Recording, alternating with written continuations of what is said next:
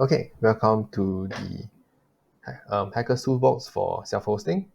I'm recording this in post because the original recording had the first 5 to 10 minutes of the workshop muted. So I'll just quickly go through some of the slides and materials we went through, and then I'll cut to the recording. Yeah, so this is once again the self-hosting Hacker Toolbox. The initial iteration was thought up by Zhongfu. The slides and materials for this workshop will be in the Hackers Wiki, in the links on the slide, or you can scan this QR code. Yeah, I'm Chunyi. I'm a year 4 CS undergrad, and I'm also a core team member of NUS Hackers, and I'll be hosting the workshop both in post and the actual recording. Right? Yeah, so some basic prerequisites coming into this workshop is a basic knowledge of the command line.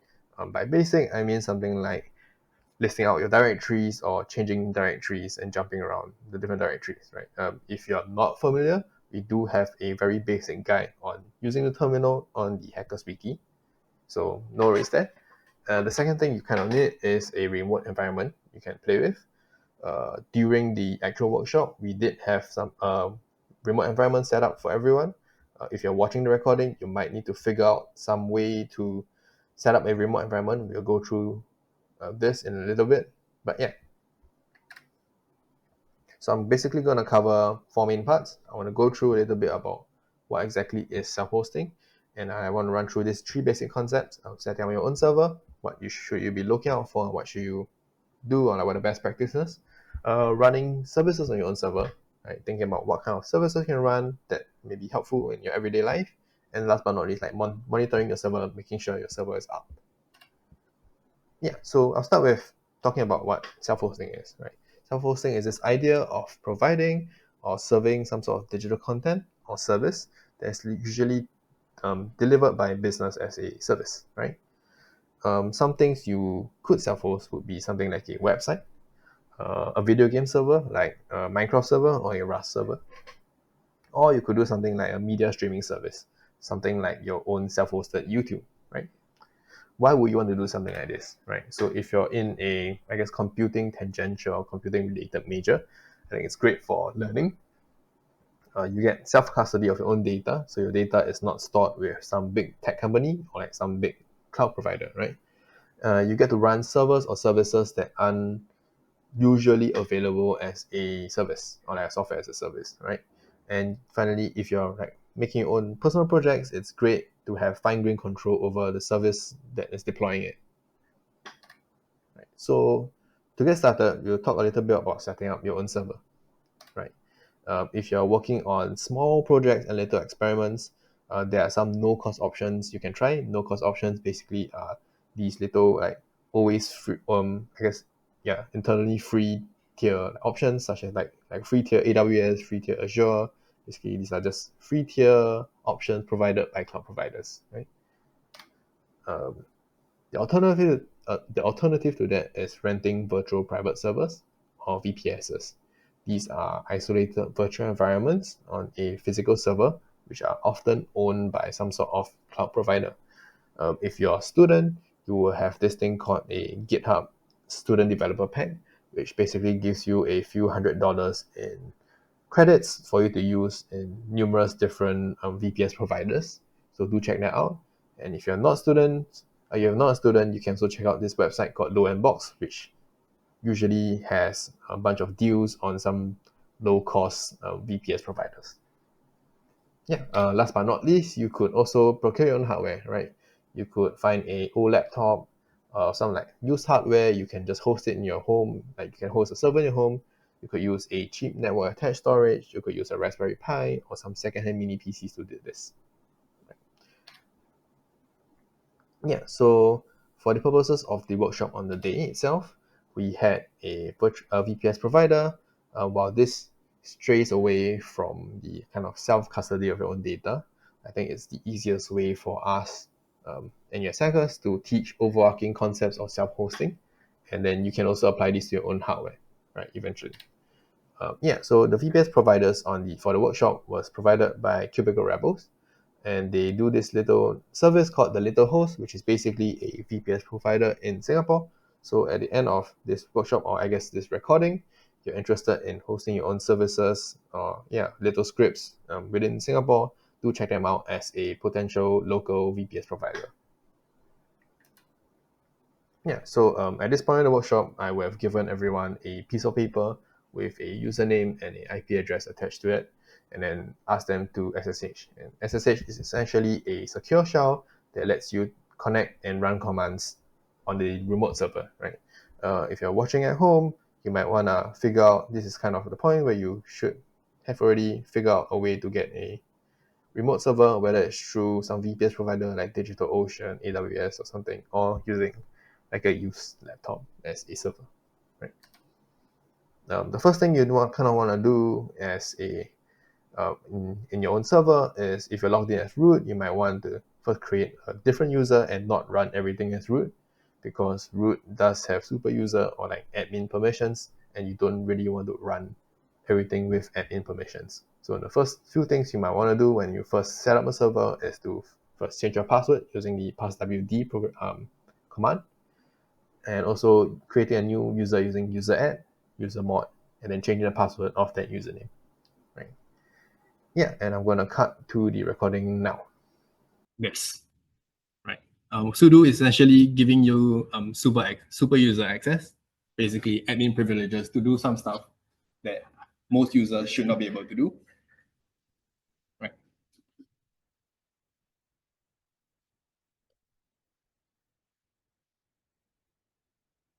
Once you're done with that, okay, wait. I have these slides. Order. Oh, I have missing slides. Okay.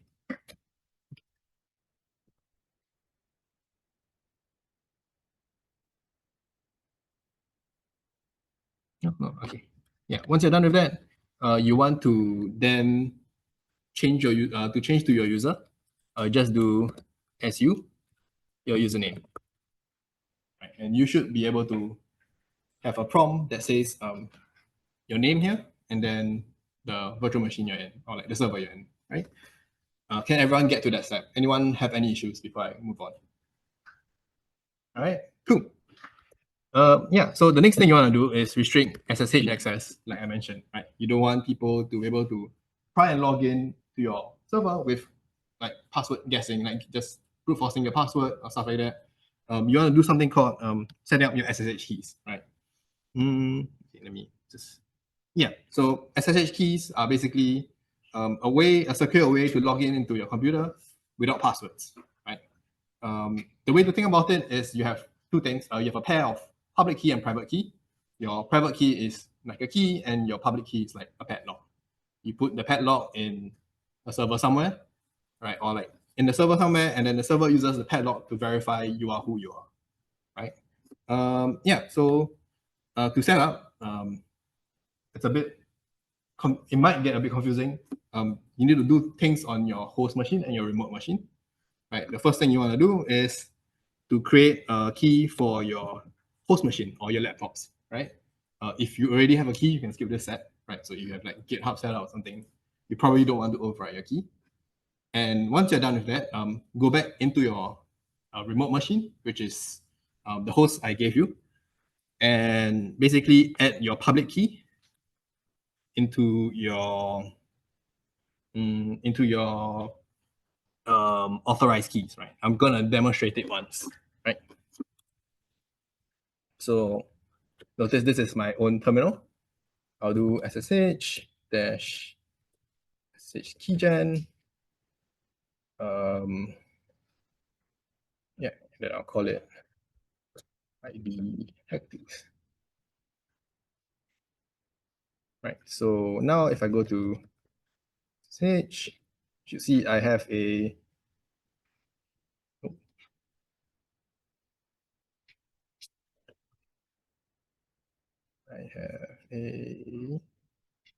public key and a private key, right?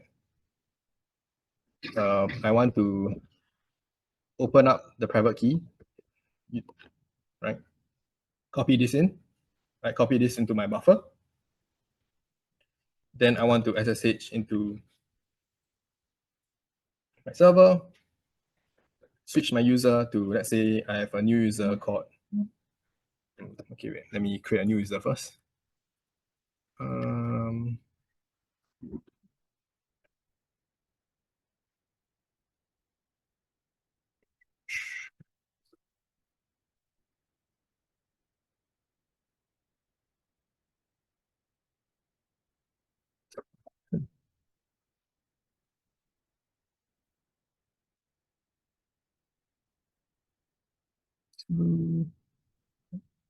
yeah, I wanna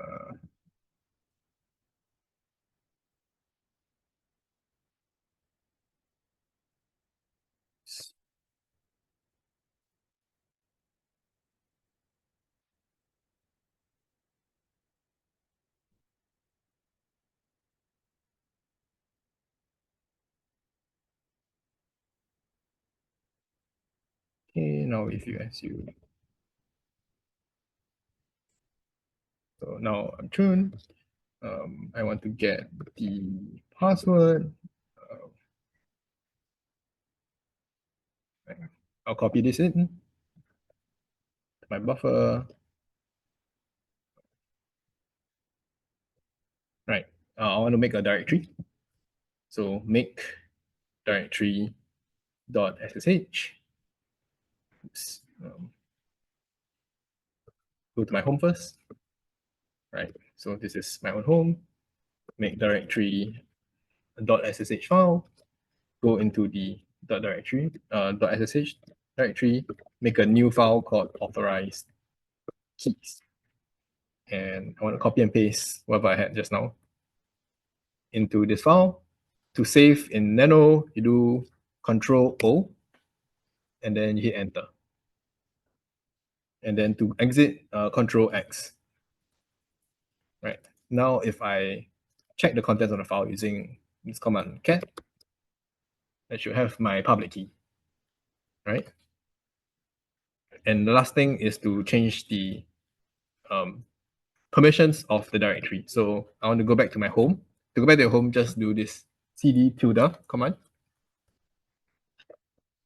Right. And then just change the directory of, or change the permissions of your SSH folder, right? So if you, once you do all these steps correctly, you should be able to now SSH as your new user without a password. Oh, I might have done something wrong.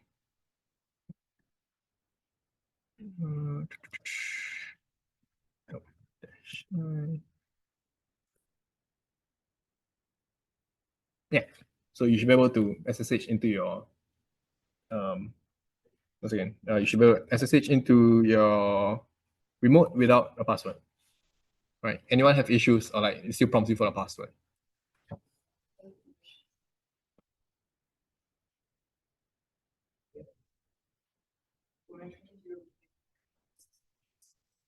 Right, so you have to do CD. So notice you are in the user's NUS CD space. Go to your own. Anyone else have issues? All right. You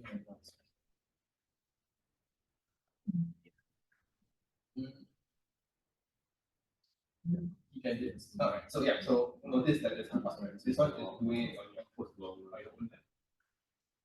Doing it and use it remote or server. So do this step in your home. So this one you can.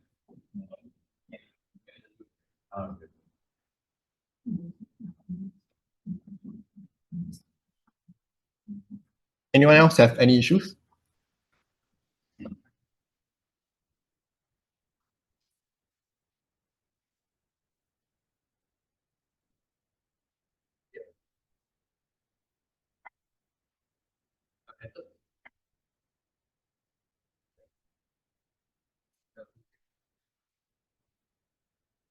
You know what?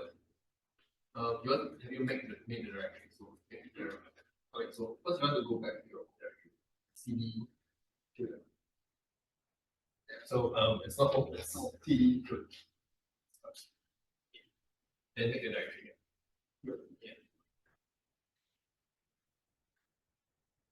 So it's important to make the SSH directory in your home directory. To know where to make it, if you do print working directory, PWD, you know like where the home directory is, right? So make sure you make it in your own home directory. I'm pretty sure this is the key anyway. I'll click here. Right. So same issue. So give me a second. So do it in your shell. Okay. And you pretty well be you go to the podcast. Make sure you generate it. I think this is good. And let me check. I think this is right on. You have to make it. You just can just repeat that. Yeah, you can just repeat that. Yeah.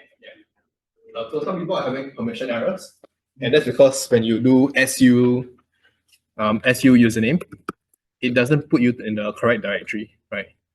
So it puts you in /home/NUS, which is the user, which is not the user we're using. We're using whatever username you want. So to go to your home directory, do this, or do cd tilde, or you can do cd/home/username, and then create a directory from there. Yeah, so if anyone hasn't caught up or like is having troubles, please raise your hand, and I'll come by and help.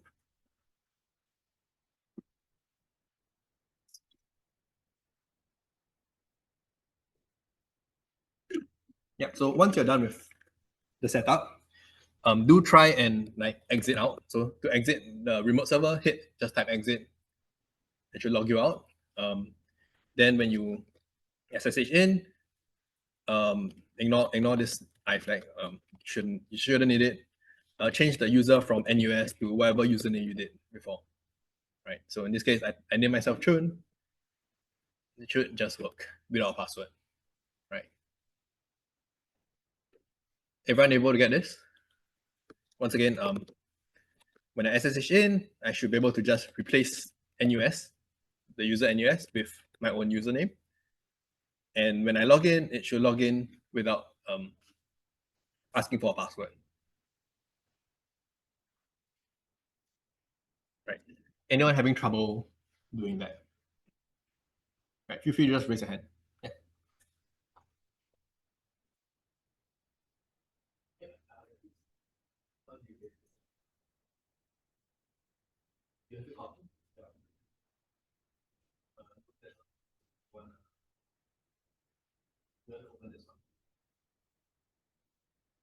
If I need File Explorer, open it from there.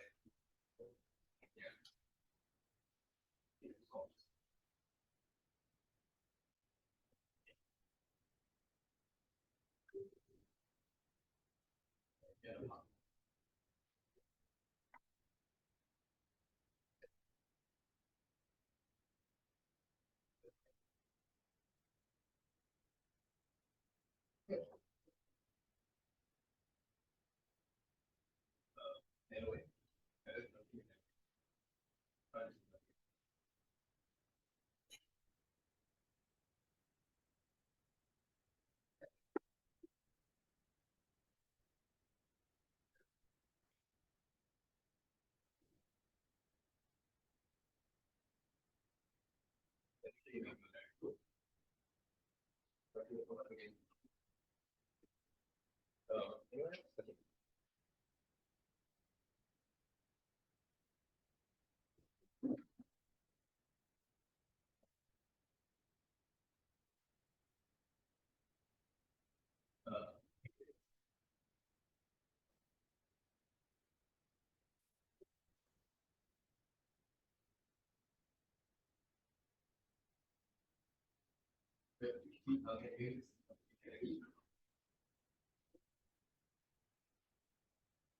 I think that's the wrong. You're copying the wrong thing.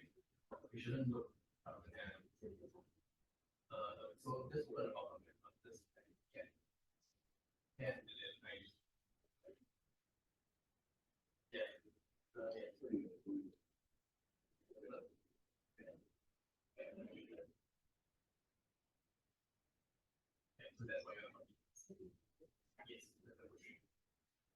Anyone else have any issues?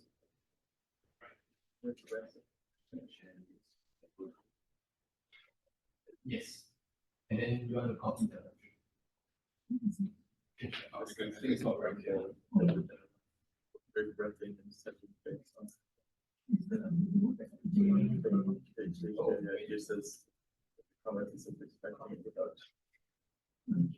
I guess.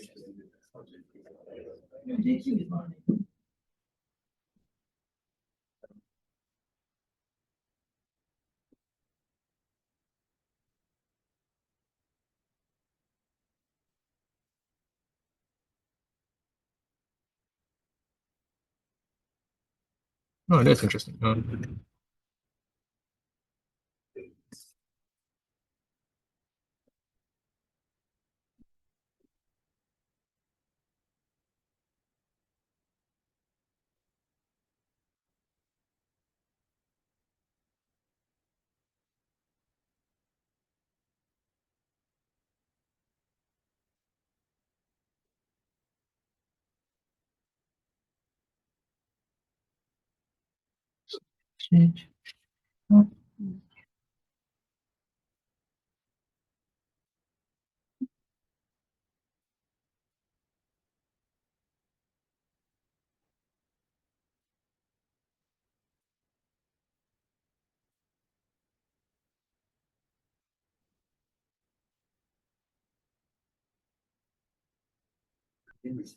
Yeah, I think for. Yeah, okay.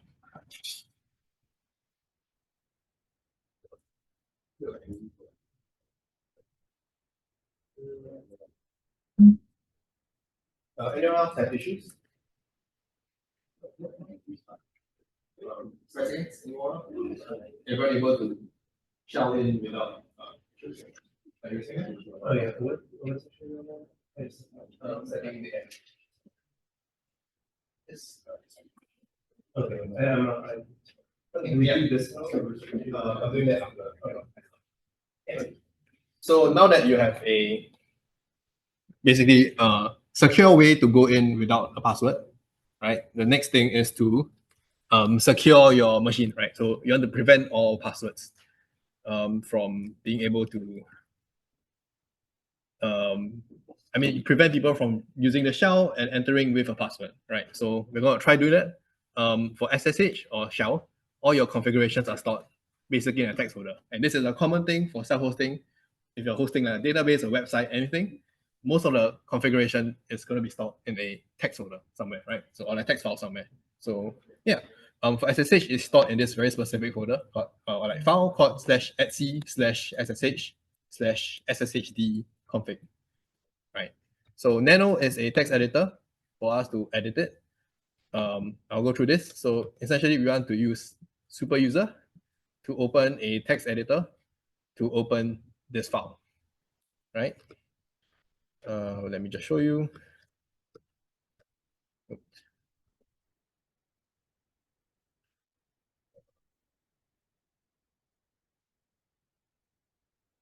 Right, so I should get this very wordy file.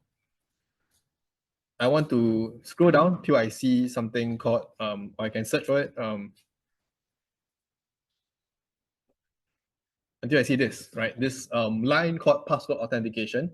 Currently, it's set to yes, right? Basically means it allows us to enter passwords when we shell in. I want to change that to no, right? And once you're done, you Control O to save it, and Control X to exit, right? And then when you restart the server, we'll run this command. We'll go through what this command means later in more detail. But for now, just copy and paste it. I think you need sudo here, right? And now if you exit your node and try and enter your node without a password. So I just have some flags here, right? It will get this issue, which is permission, which is what I think some of you face as now, which is basically the password authentication wasn't allowed, right? And that should be how it should be for like most self-hosted servers. You should almost never allow password authentication because then people will try and brute force it, right? So just make sure you get to this step, right? That people can to test whether password is allowed. Just run with this flag, right?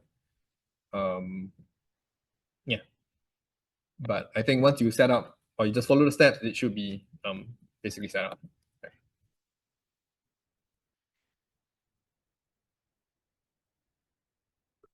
So let's go back to our server. Oh, wrong server. 154.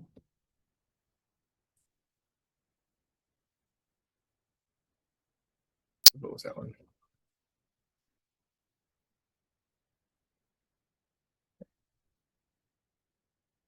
Yeah. So that's hardening your server, right? Actually, that's perfect timing.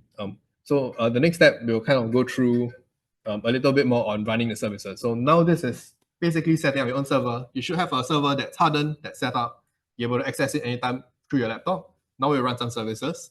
While I'm going through that, I think we have some cookies, right? Feel free to grab some. But I think I'm just gonna move on. Feel free to just munch on these cookies while we are going on the workshop, right? So next part is running some services. What are some things we can run on our server now that we have it set up, right? Before we kind of do this, we want to keep our server or like our system up to date. To keep our server up to date, we run this command. Once again, I'll go through this in later detail when we're monitoring your servers. For now, just copy and paste it in your server, and it should try and update all your packages or update your system, right? If you get like funny menu, just hit OK all the way, right? So let's show you. It should prompt you for your password. Enter the password. You'll see a bunch of word vomit. Don't really need to care it at this point of time. Just know it basically updates your system, sort of like Windows updates, if you ever seen it, or like Mac OS updates, right? It should take about a minute or two to update. But essentially, you need to update your system before you can install anything.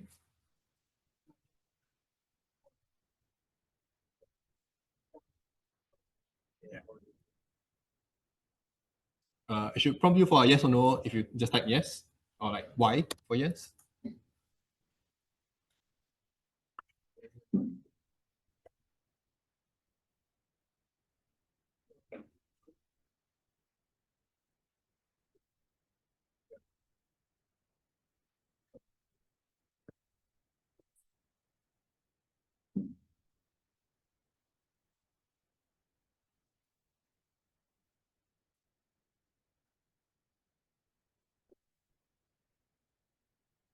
Okay, so I think the first thing we're gonna try and host is a web page, right?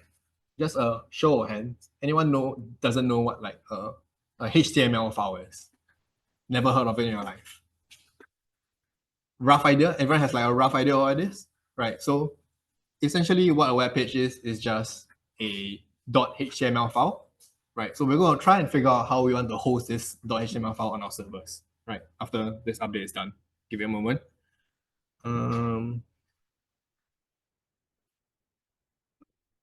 Not taking so long.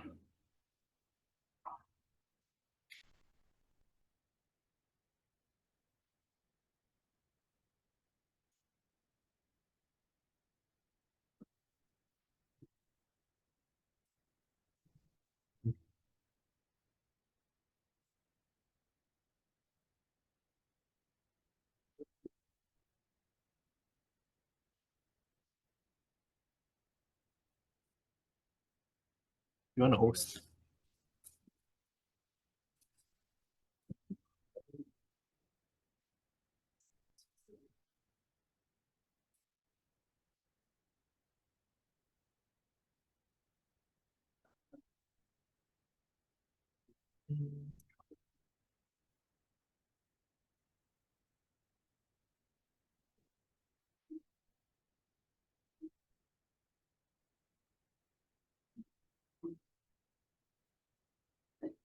Yeah.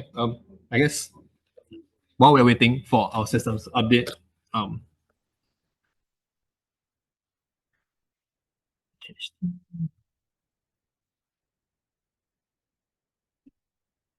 Yeah, so the cookies are sponsored by Marshall Wace. They are sponsoring our short series for this semester. If you're interested in an internship or a graduate position there, feel free to scan the QR codes. We also have a mailing list where companies will send us like opportunities and stuff like that. If you're interested, it's over there. We'll basically blast you with emails if you're interested in that. Yeah. I think everyone came out from the Telegram channel, so it should be a given. But yeah. It should be done soon. Yeah. If anyone's just looking at the screen, feel free make sure to update your system as well, because it should take a minute or two.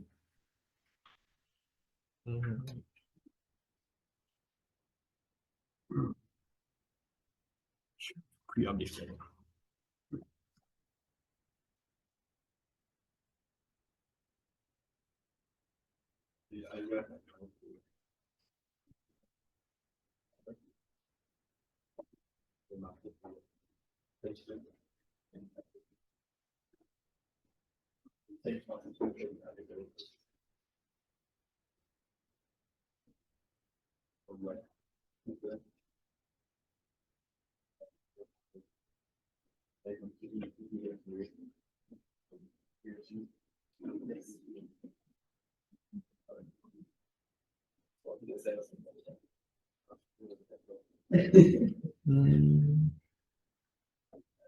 Why is it taking so long? I think I have a system that's already set up. So let me just speed this up a little.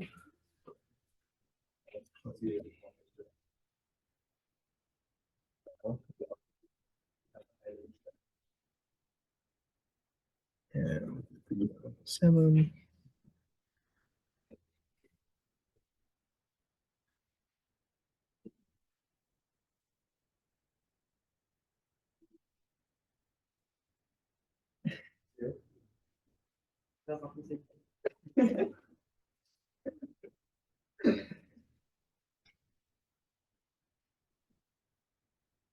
Okay, wait, I'm going to speed things up a bit because I think the update is taking too long.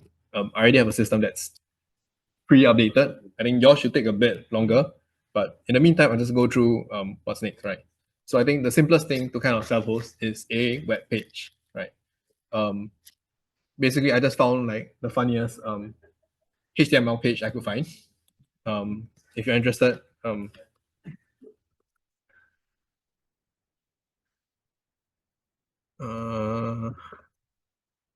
it's this web page.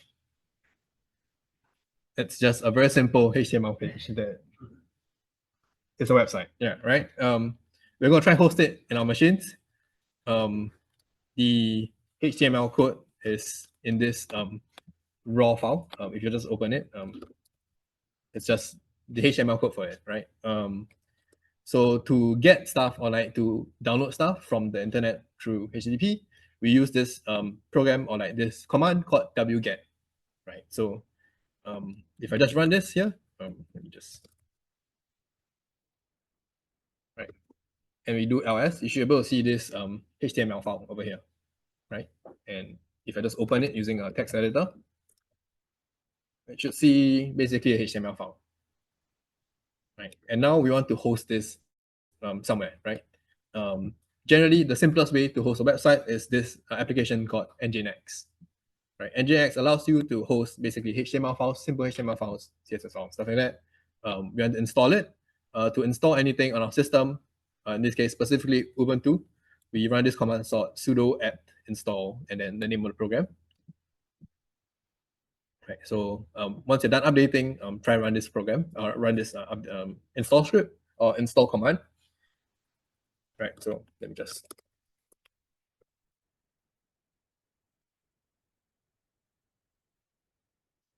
should prompt you for your user password, but then it should just install it. In this case, this was my test server, so I already installed it, right? The next thing is to enable it. So once you install a program, you kind of need to run the program or like tell the system to always run it when your system is up. right? This is what we're going to call do now. We run this command called sudo systemctl enable and then the service. We'll go through again in detail in a bit, but for now, just take it as this magical command that enables nginx run, right?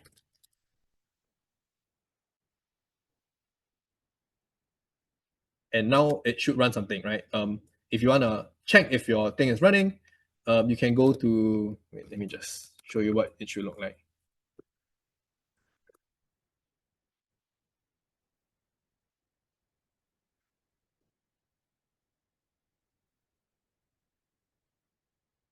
Right. Right. So once you enable your nginx, if you go to http dot this like colon slash slash and then your server IP.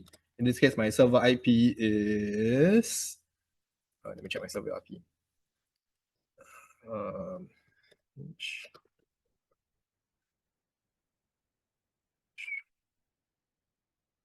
232, I think. Let me check. 227. Right. So if I go like HTTP 103.107.51.227, right, I should see this page. Right. It should serve me a very simple nginx web page. Right. Right. Let's wait for everyone to get there. Then we'll talk about how we want to modify this. Right.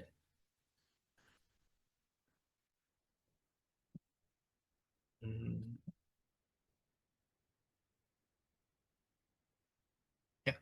Is everyone still installing or stuck somewhere?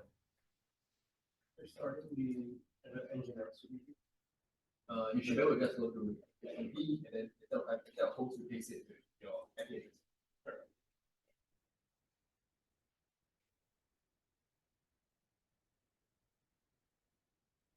Yeah, so you got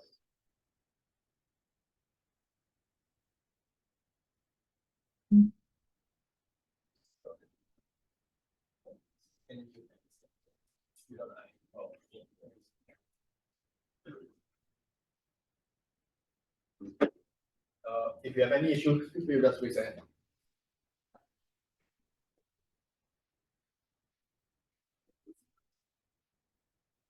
So we have to change this page, right? This is a very basic page. Just follow the guide. Especially if you want to replace in the and this how is this little now we did like slash IC and right?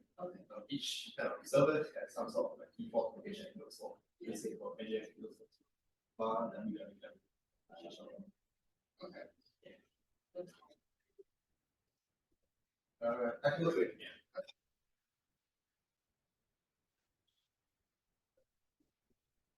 No, so we don't just no.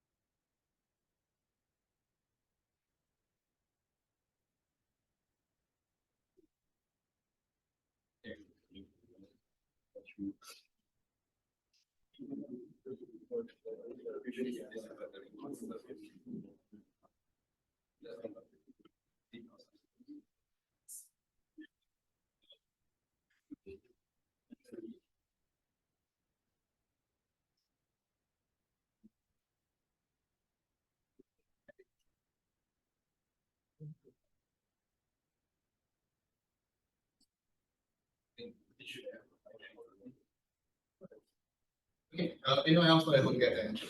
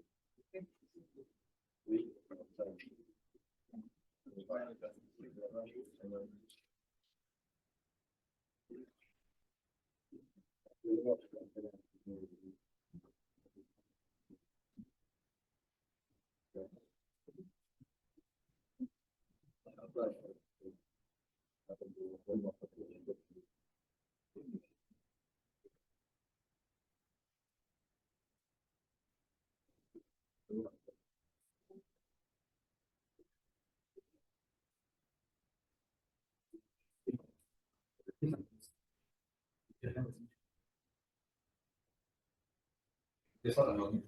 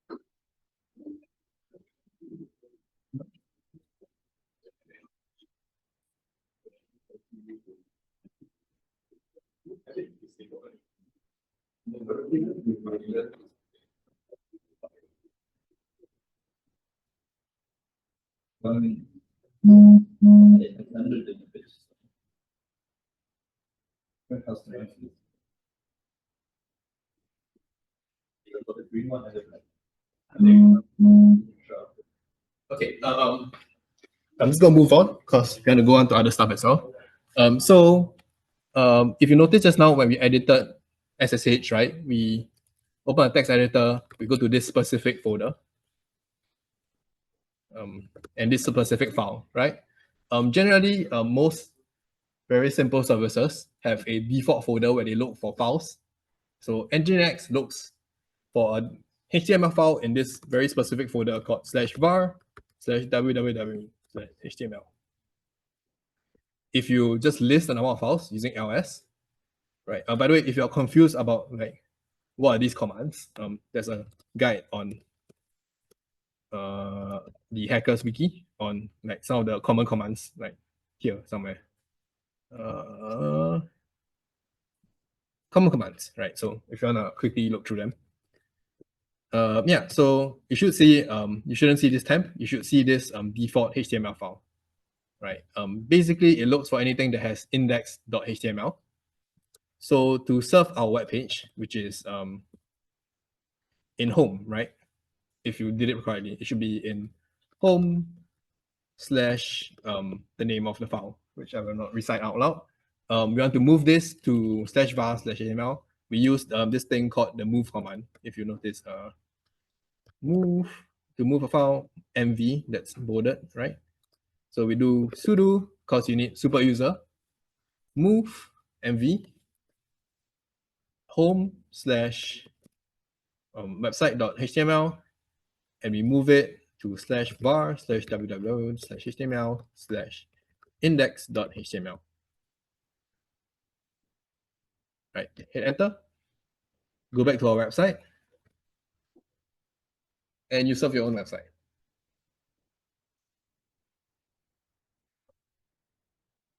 Right, so try it out. Make sure you can see your own website. Try to find a different HTML page.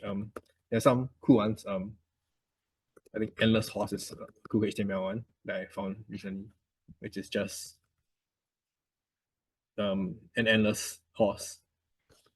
Right, you can try hosting that.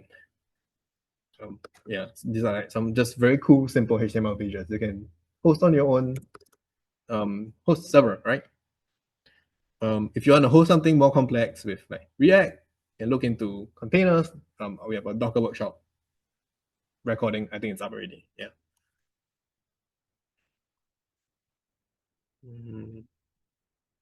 Everyone able to host your own website, your own HTML file.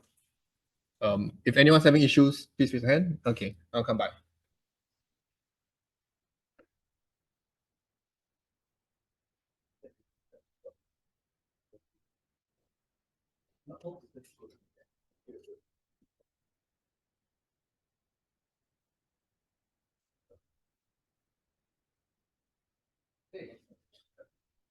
Anyone else having issues?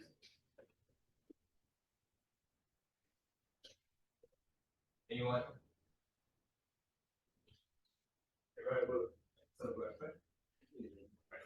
If you notice, we try to play around with it. If you just change something in the website, you should be able to see it in real time.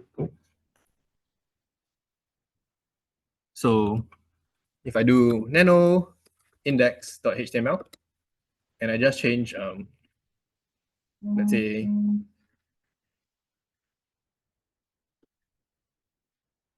hello, right? I should change it at the top, the title, right? It says hello. If I change it in the content,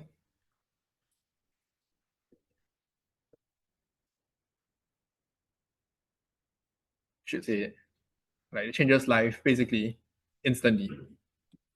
Right, so that's a very simple example of hosting a website on your own server. Yeah, the next thing we're gonna do this thing called cron jobs, right? One of the before that, anyone have any issues with hosting their website? Otherwise, I'm gonna move on. Cool. Okay, cool.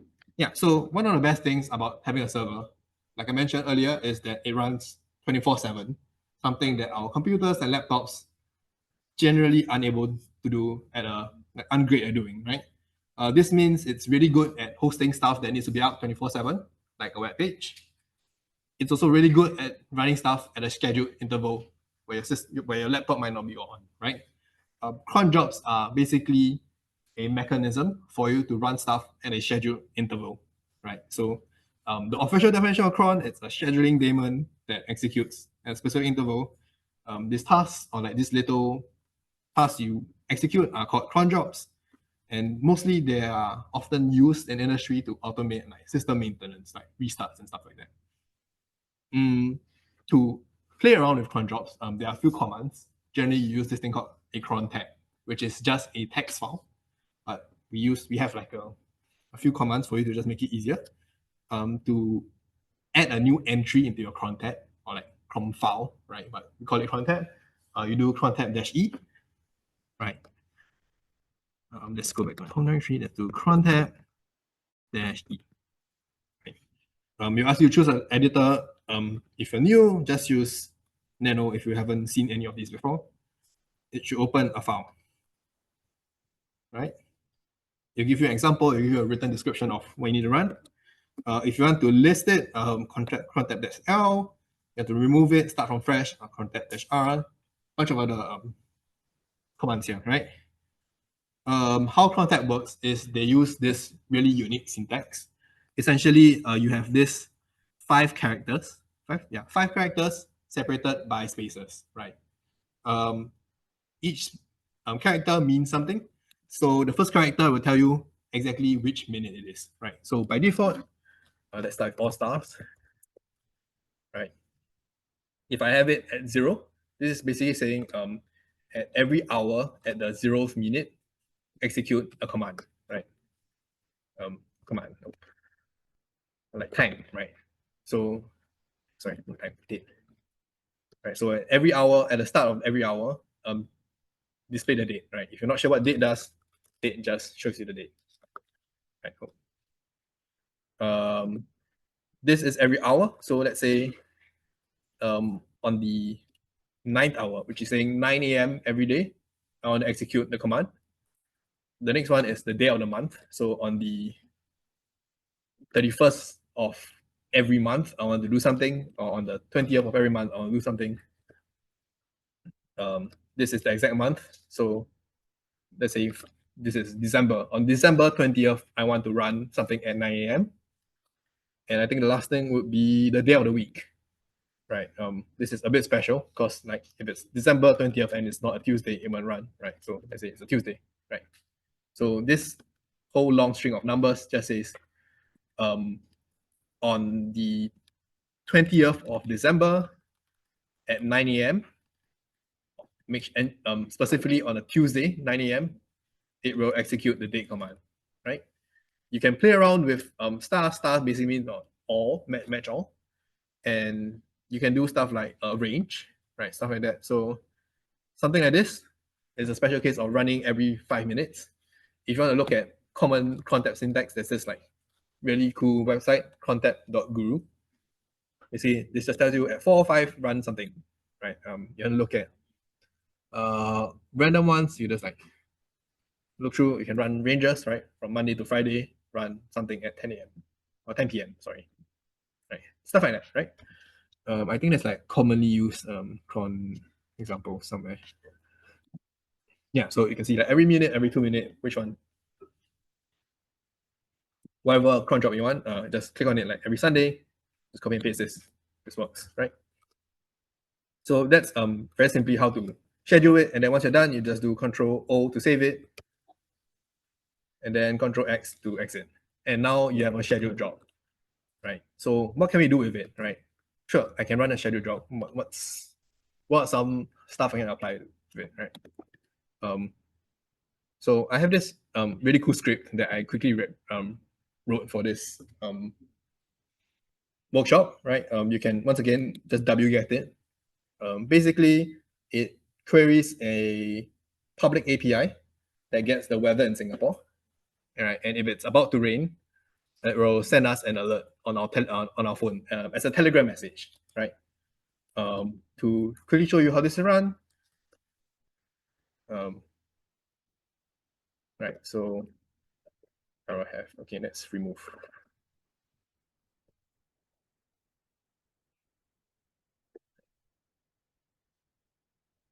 I should have this file. I want to make it executable. So I do chmod plus x. This is to change the permissions to allow it to be executable. Right. So now you see it should flash green or whatever color it's set to. If I open it, there's two things I need to add. I need to add like a Telegram bot token, which you can get from this Telegram bot. If you use Telegram, you want to get your chat ID, which you can get from another bot. Copy and paste this and run the script once just to make sure it runs, right? I'm not gonna copy my own bot token in, but yeah, feel free to try it and then try running it. To run a script, a shell script, you do /cron, right? And it should run it. In this case, it should run, but it shouldn't send me a message because I don't have my bot token set up. But it should still send like tell me the result, right? Yeah. So if you just follow the instructions here, you should be able to get like a Telegram message as well, along with your script. Then after that, we're going to schedule it to run, let's say, every morning, right? Am I going too fast? Okay. If anyone has any issues, feel free to raise your hand. Right, come in. What did you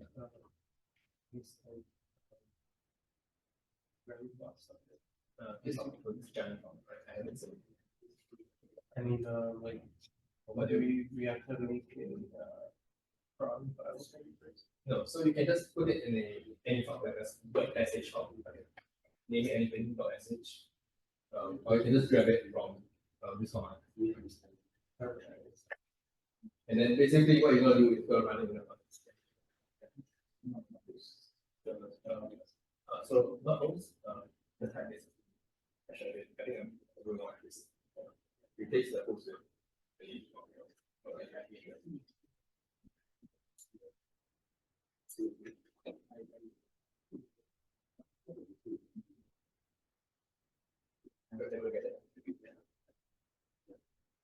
right.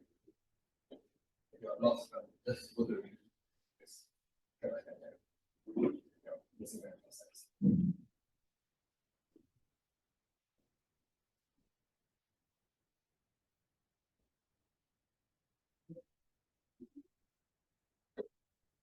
That's the basic of control. We won't use it in schedule. So that's what we're going to schedule. Set it up. Okay, page of Telegram. To create a new file, like just get them.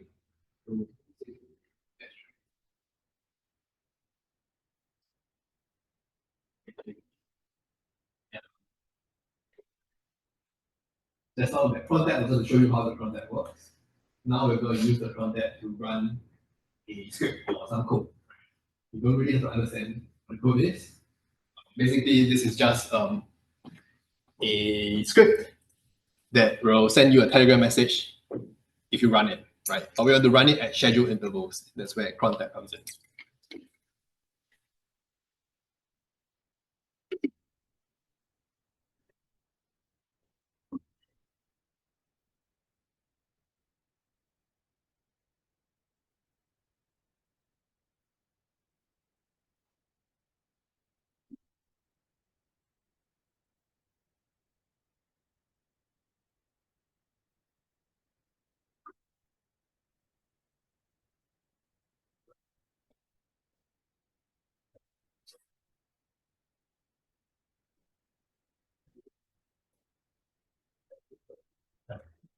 No,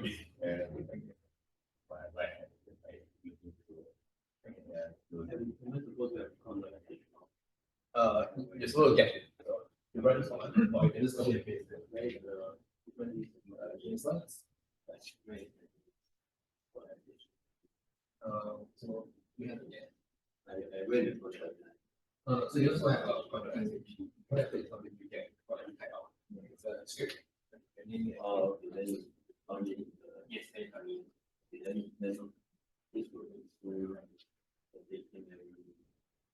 this would be every midnight. So zero start will do every hour. Go to every start. This will be yeah, currently it's running things. We're going to run the script. We're going to change the command to something. In this case, we're going to run that.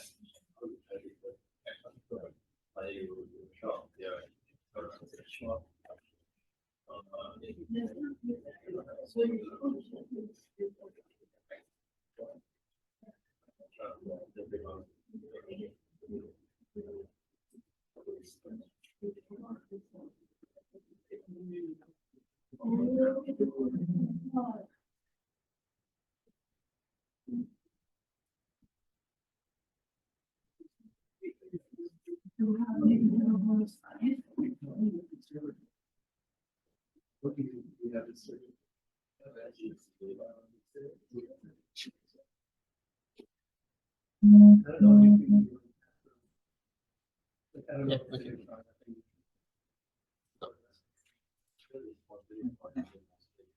Go ahead. I mean, there will be decomposition, so 9 crypto for only 1 GB, right? So yeah. Okay. I'm just gonna show how to run it, just so you can see it, right? From the scratch. In case people are lost. So I'm gonna remove it.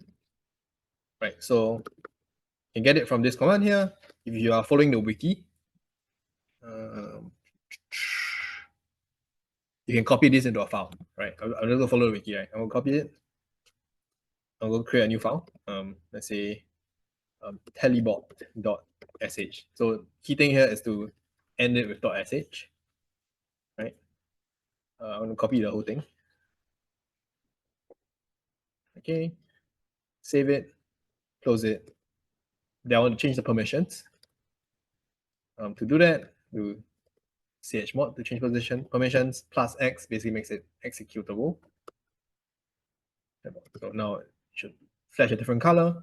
If I run it, it should give me a message, but it shouldn't send me a Telegram message because I haven't set up the bot, right? To set up a bot, we go to bot father. Let me just check. Yeah. So we go to Telegram, go to bot father. We grab a key. We go back into our server, go to our, and we replace it, right? I'm going to revoke it after this, so it's fine. Just show it. And then I'll go change my chat ID to get my chat ID. Similarly, you get it from a bot. I guess it's get my ID bot. So it's get my ID bot. It should give me an ID. Right. Save it. Now if I run it,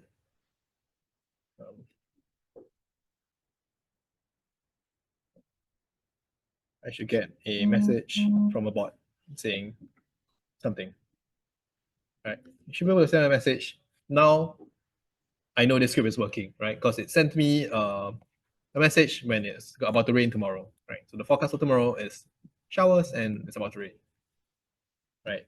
Now I want to schedule it for every morning, let's say at 9 a.m., right? How will I do that? So the first thing is to know where this script is. Currently it is in /home/username/telebot. So /telebot.sh, right? This is the location of my file. I want to make sure I copy the full path, right? You can just do you can just check your current directory and add it to the list, right? Then I want to add it to my cron tab. So I do cron tab -e to edit. It should once again open me up to this file. Let's say I want to run it every morning at 9. So it will be 90 **home/ my name / telebot.sh. Right. For purposes of showing you that it works, I'll just go make it run every minute. Right. Save it, exit it, and wait like a minute. So if you do star every minute. And I just got a message. See, so I should get a message basically every minute, saying that it's expecting it to run. Right. So try it out. So yeah.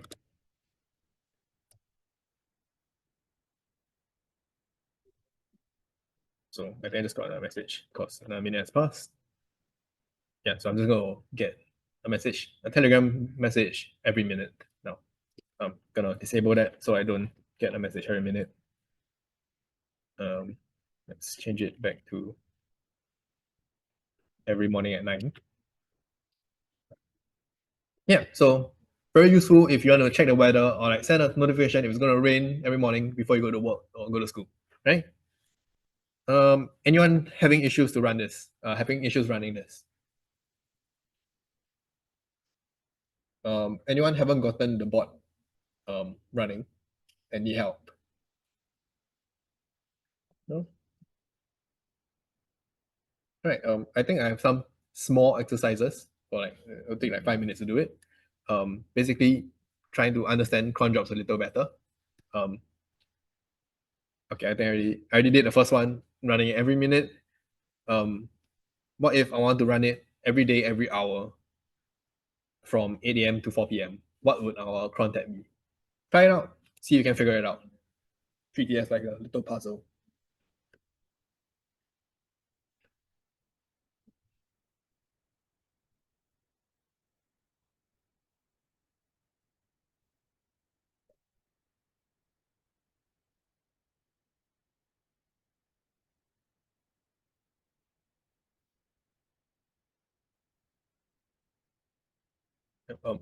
Yeah, if you're faster and you have nothing to do, on the wiki, there's also guides for using the self-hosted server to run a file syncing software, right? And also running your own VPN through your server if you wanna try it out. I think it's basically just following the commands, trying to understand what it does, and then trying to run it, right?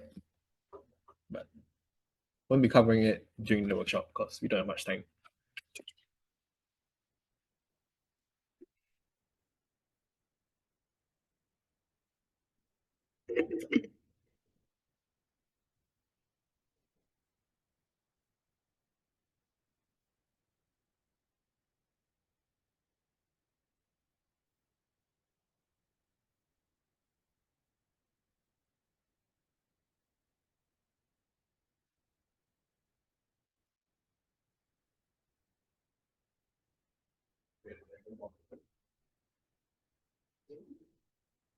I got it. I heard the notification that I received. Yeah.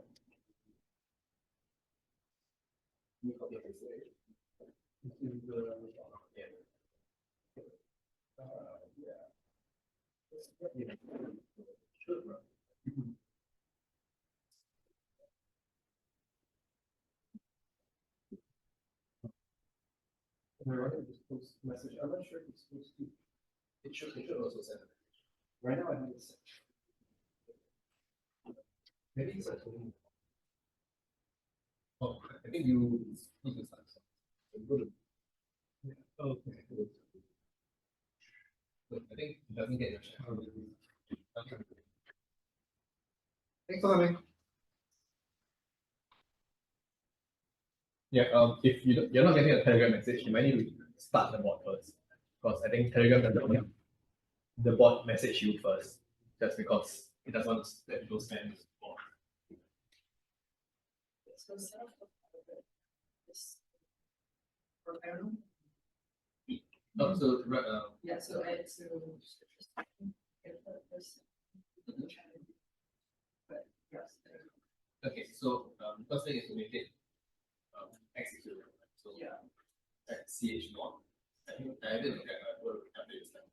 Oh, it's ch1. In one of plus x. It's one place. And to run a file, just do dot slash.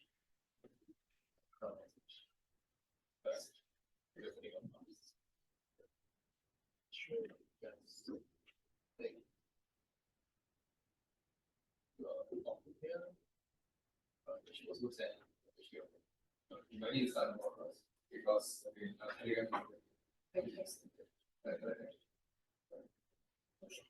maybe I'm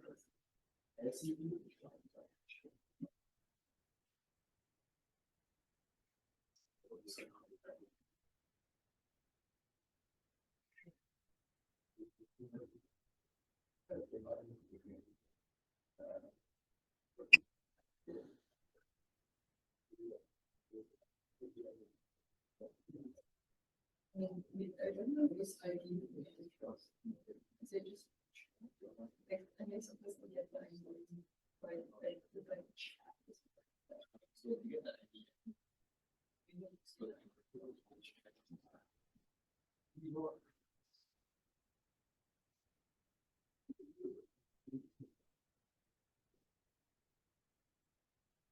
then you tell me.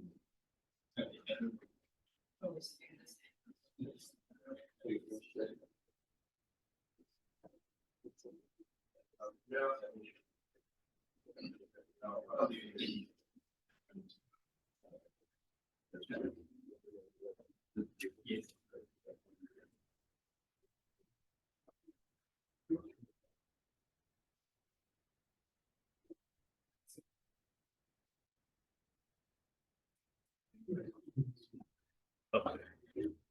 I believe you just type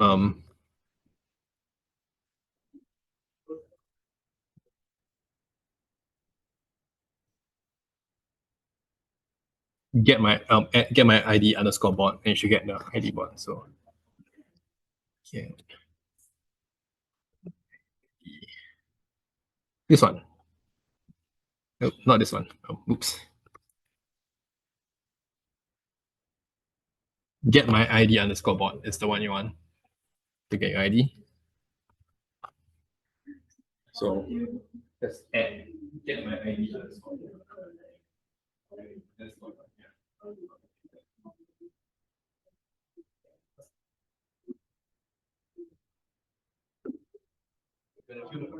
Let's change the content.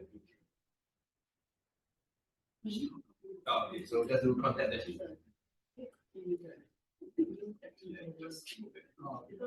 Comment it out. Use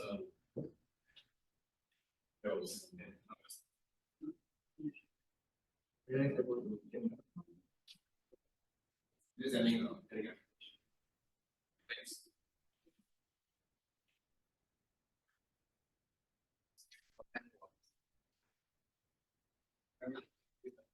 I have like one section, but we should end it.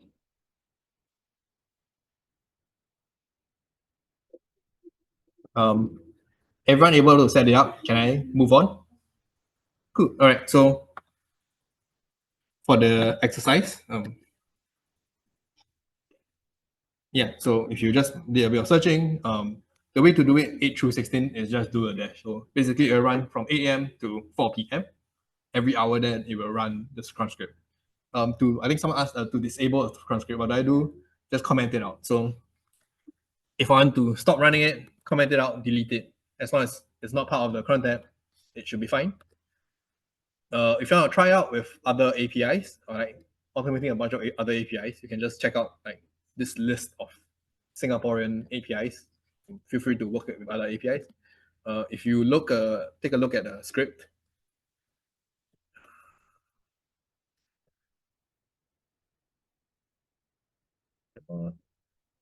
all it's doing it's calling curl, which is like wget on this website, right? Basically, you can actually try checking out this website. It just gives you like a nice file, and then from here it's just passing it to something we can use. Yeah, some other things that I won't cover in this scope and workshop, but something you can think about. You can do this thing called use this thing called syncing, which is basically file syncing from servers to your own laptop or your own computer. If you have multiple computers, you can basically sync different folders together. You can host your own VPN, right? Instead of relying on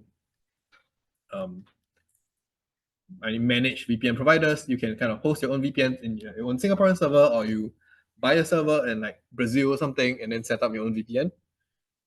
You can kind of host your own LLM. This will require a little bit more setup because your server will require a little bit more RAM, right? But it should also be similar to like just installing it, doing systemctl enable, and then it should work. And you can host your own servers as well. So like stuff like Minecraft, Factorial, Rust, all have like very well supported servers you can run off servers. Like server applications you can just run on random servers. Yeah. How long is the trial gonna last for? These servers, I don't have an exact date, but I would say I wouldn't trust it to be open by the end of this week. Yeah. But yeah, if you're a student and you want to try running some servers, there's this thing called GitHub Student Developer Pack, which gives you a bunch of credits to some VPS providers. So yeah, I think those are way more useful and they'll last you like a year, right? Yeah, I think around a year, right? So I think DigitalOcean should have some stuff, right? And it basically gives you about a year's worth of credits to serve whatever server you want. Right? Yeah. Yeah, so we've come to the last part. I won't go through into detail, but the things you can serve on your website, right? I'll go in a little bit more detail about monitoring your server, right? So after setting up your website or your cron job, right, you also want to do something called monitoring, which is making sure your server is healthy, right? Or like checking for any errors, trying to figure out what's going wrong. That's kind of the idea of what monitoring is. For most servers, if you set up with like Ubuntu or like basically very like default setups, your server should run this thing called systemd, right? Systemd is a suite of software like systemctl that basically manages all your running services on your server, right? Yeah, so systemctl is one of the commands that's provided by systemd. It allows you to handle all the services in a very convenient manner, right? So stuff like SSH, Nginx, other stuff you might run, like Docker, Minecraft servers, VPN, stuff like that. Everything is managed by systemctl. When you do systemctl enable, it basically tells it to enable it as soon as it starts up, right? So basically, if your server just reboots, it will, when it starts up again from the reboot, it will immediately enable that or start that service, right? To manually stop a service, you just do systemctl stop unit. Usually, the dot service is optional, right? So you can do system. I'm sorry. Sudo systemctl start ssh.service. You can also leave out the dot service and it will help you, right? Something very useful if you're debugging is to check the status of a server, right? So for example, if I want to check if my Nginx is running, I run sudo systemctl status Nginx. Oops, it should be the wrong password. Yeah, so it tells me it's currently active, it's running. When it was running since. So Monday at 4 p.m. I think this was the time zone on this server. It's slightly off. Oh wait, no, because I ran it yesterday. Yeah. It's been up for 19 hours, right?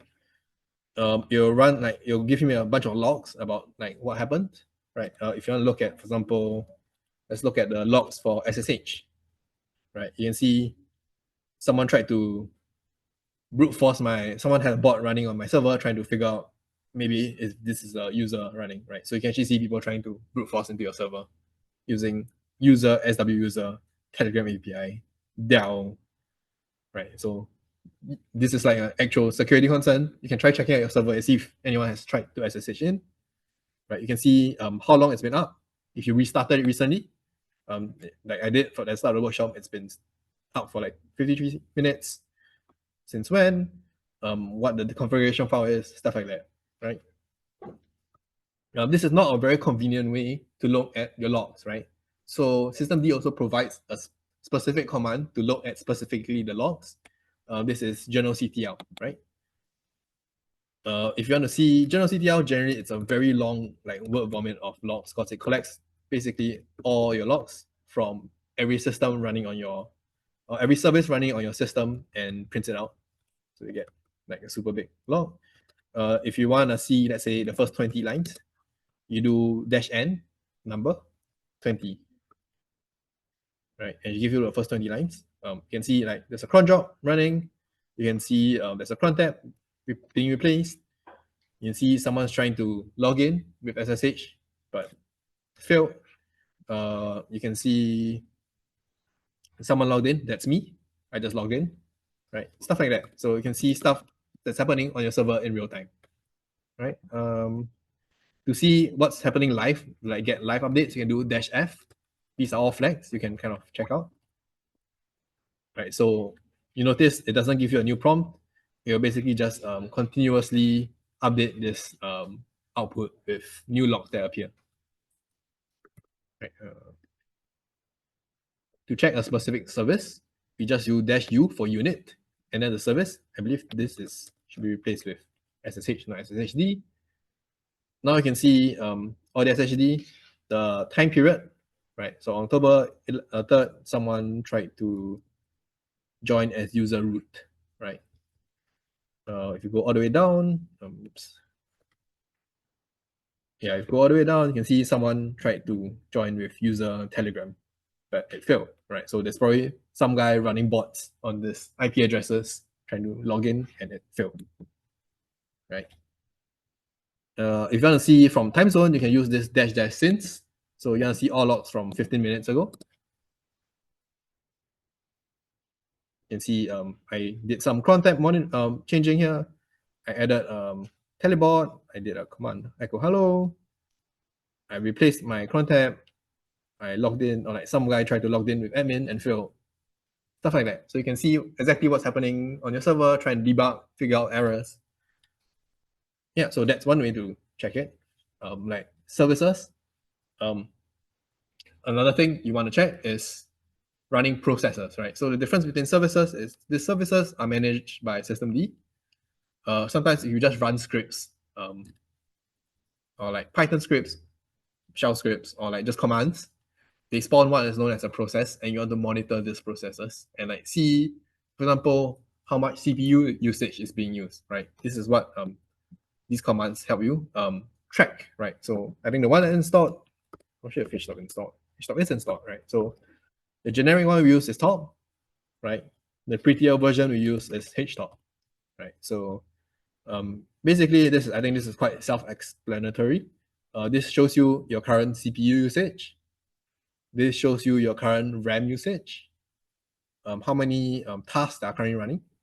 And over here, you can see all the different tasks, right? So you can see, for example, I'm running htop. That's the current biggest task on the system. Systemd is running. There is a Python script running. What are some cool stuff? You can see my SSH connection. So if I kill this process, my SSH will get disconnected. Yeah, like I think that's quite simple. Yeah, so it's used to show different processes or different tasks running in real time on your system. htop is the nicer alternative to top.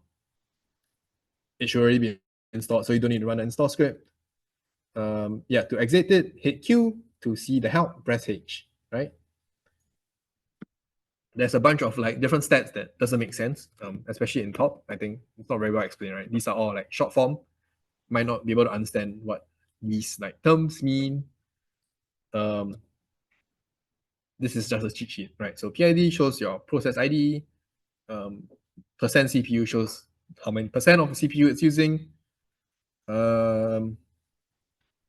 Percent memory shows how much memory it's using, and like command shows you the name of the command that started the process. So for example, it is not very useful, but yeah, you can see Nginx is being started on this process by root, right? Yeah, so there's actually quite a bit of things you can do with top and htop. You can kill processes you think are misbehaving. So for example, if you're trying to do app install and he has like a lock and saying there's an error, you can try and figure out which process it is and then kill it from htop. There's a cheat sheet of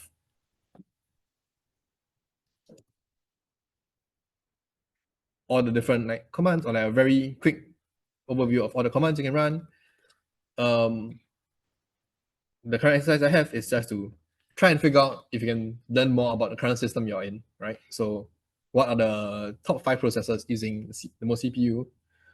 What do you want to do if you want to kill the processors using the most memory? I want to see what processors start running when I start my computer. How do I do that? Right. Try and figure it out. Actually, I'm going to go through it since we don't have much time left. Right. So for example, for seeing the top 5 processors, we can just do top. If I hit Shift P, it will sort it by CPU usage. It's a bit hard to see because everything's at 0%, but trust me when I say it's sorted by CPU usage. If you want to see the most memory, I'll use Shift M. I think I do Shift M. Oh, Shift M. There you go. Yeah. So now it's sorted. You can see by memory usage. So systemd journal, which is the journaling system, using the most. SSH is using some memory, and then Nginx is using some memory. Right? If I want to see what processor start, when I start running my computer, that's this long chain of commands. Top, I think F will give me all my fields, what I want to show. I want to show specifically PID, sort it, quit, and then Shift R. And now we can sort it from the PID 1 all the way up. Basically, PIDs are assigned in chronological order. So if PID 1 is used, you'll assign PID 2. So with this PID, you can kind of see from the system, from the moment the system started, what kind of processes are running. Right? Yeah. And I think that's it for the purpose of the workshop. You should have a rough idea of, first thing, setting up how to set up a server, running some very simple services on your server, and how to monitor your server, find logs, find errors, try and debug them, right? Killing processes that are misbehaving, stuff like that. There's a lot of things I couldn't cover in a 2-hour workshop. Before that, there's a feedback form. If you want to give some feedback on how this workshop is run, or like some thoughts on how you want to improve, or if you want to teach something, feel free to reach out to us. Yep, I'm going to flash it for like 3 more seconds.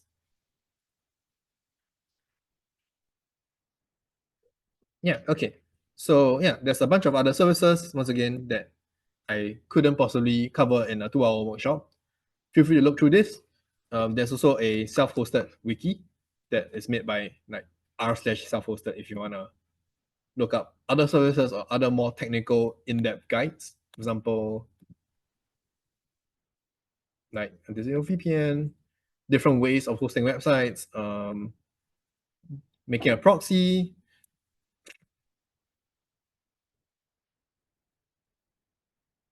yeah, stuff like that, right? And like, I think common terms and what a daemon is, what port forwarding is, what containers are, which we kind of covered a week ago. But yeah, other stuff like that I think it's quite useful if you're new to everything. So feel free to look through the wiki for more resources. And yeah, as for what's next, let me go to the what's next. Oops.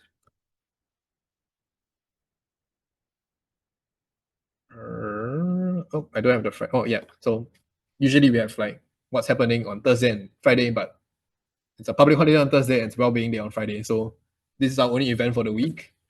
Yeah, feel free to follow our Telegram channel for more events. I think we'll resume most of our events next week. Yeah. Yeah, thanks for coming. And if you have any questions, feel free to stay around and ask about it. Yeah.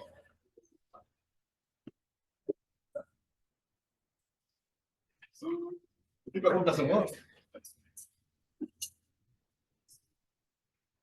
Different feedback form. Try that. Thank you. Thank you. Yeah, I think the feedback form doesn't work.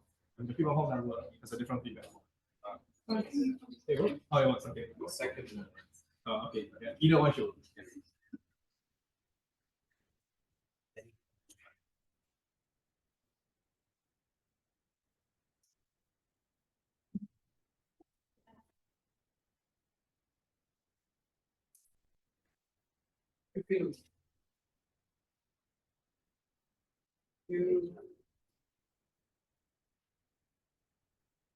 Yeah. I gotta put these.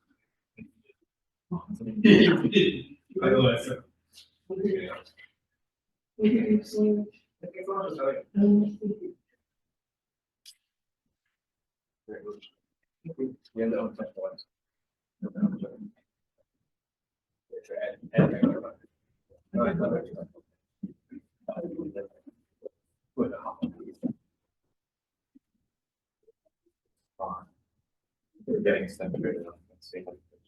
I feel like you can't really do it super extra.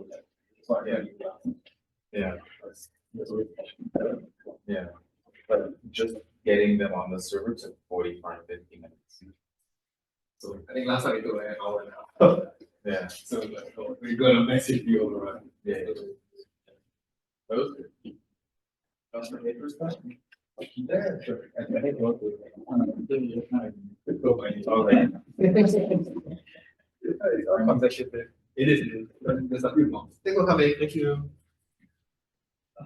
Honestly, if you ask everybody to just give them the first three numbers, what's the chance of collision? It's not that many people. No, I think he give me like much of it.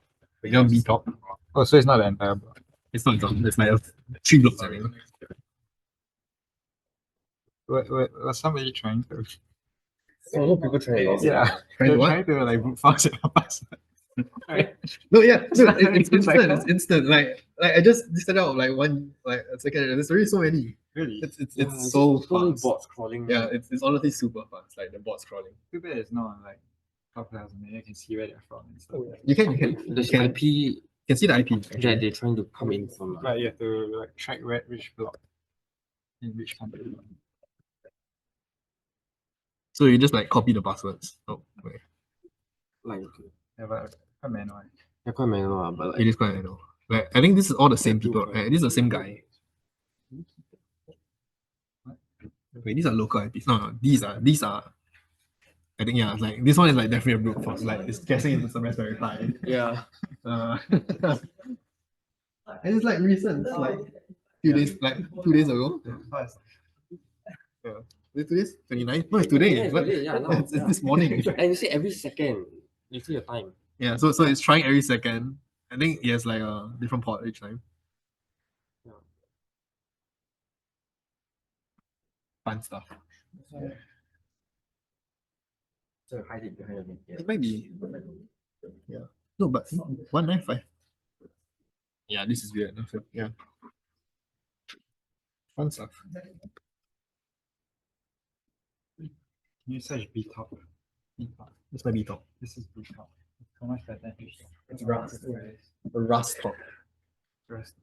It looks so cool. BTOP architect. BTOP is unusable. Don't let anybody use it. Yeah, this is the coolest one I found.